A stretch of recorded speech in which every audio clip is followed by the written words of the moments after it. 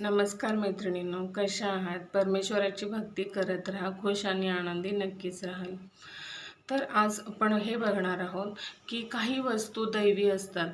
म्हणजे आपल्या घरामध्ये सुद्धा ज्या काही गोष्टी असतात ना, त्या दैवी शक्ती त्यांच्यामध्ये अनुभूतीचा वास येत असतो.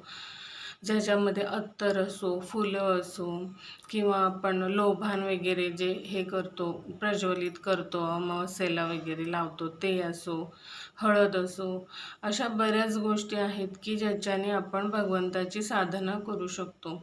अशीच एक गोष्ट आहे की ती म्हणजे कापूर. कापुराचे इतके अनगणित फायदे आहेत मैत्रिणींनो, की मला सांगतानाच म्हणजे 2 तास जरी मी कापुराविषयी बोलले तरी सुद्धा ते कमी पडेल.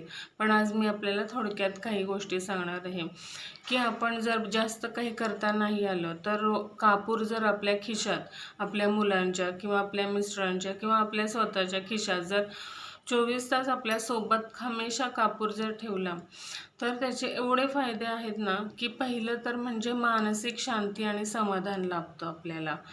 कारण कापुरामध्ये असे काही दैवी चमत्कार आहेत की त्याच्यामुळे आपल्याला मानसिक समाधान लाभतं, आपण शांत राहतो, आपल्याला क्रोध येत नाही. आणि आयुष्यातल्या दुःखाचं मूळ कारण मला विचाराल तर हे क्रोधच आहे.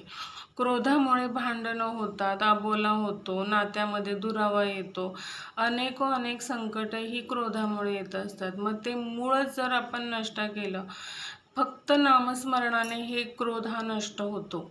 आणि दुसरं म्हणजे या कापुराच्या सहवासामुळे. तर हा क्रोध नष्ट करण्याचा प्रयत्न करा मैत्रिणींनो, तुमच्या आयुष्यातले खूप सारे संकट दूर होतील. आणि तर कापूर हा खिशात ठेवल्यामुळे आपला क्रोध नष्ट होतो, मन शांत होतं, आपण सगळ्यांशी प्रेमाने आदराने वागायला लागतो.